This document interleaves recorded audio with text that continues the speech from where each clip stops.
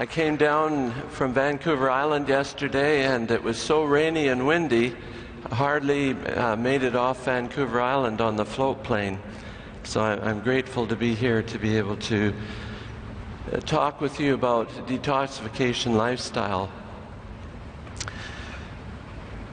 What I'd like you to think about as I'm talking is key toxin avoidance strategies that we can all use in our lives for prevention of chronic disease, and ways that you can implement these strategies, including diet, nutrient supplementation, and lifestyle, to optimize the mobilization of toxicants, detoxification pathway function, and excretion of the biotransformed toxins. A very simple concept is the total toxic load, and that results from the total exposure to toxicants we have minus the ability to biotransform and excrete those toxins. Detoxification is more accurately described as the biotransformation of toxicants, and that involves two steps.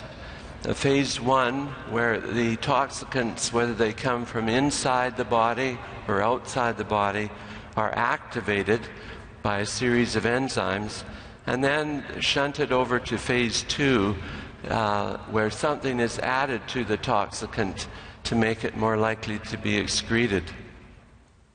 This is a simple diagram that explains what I just said. We have the parent compound that comes into the cytochrome P450 phase 1 enzyme systems, where they go through various chemical reactions such as oxidation, reduction, or hydrolysis.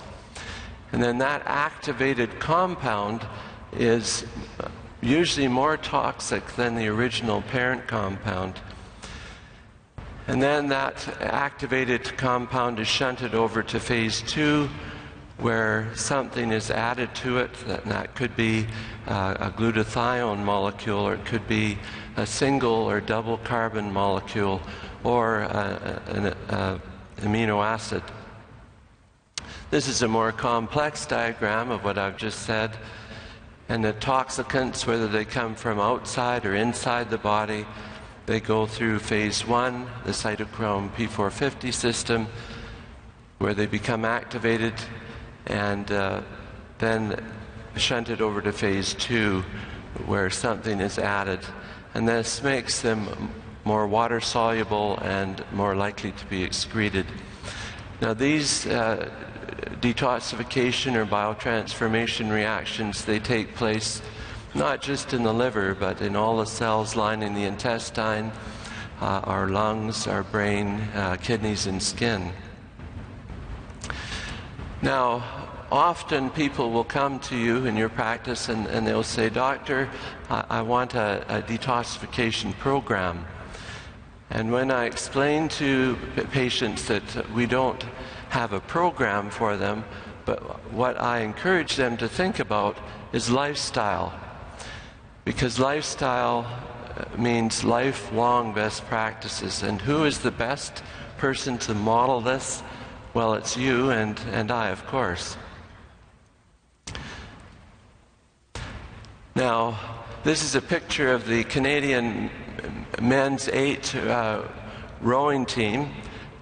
They were in the Olympics, and they won gold in Beijing in 2008 and silver in London in 2012. So why would I be bringing this up in a detoxification lifestyle lecture?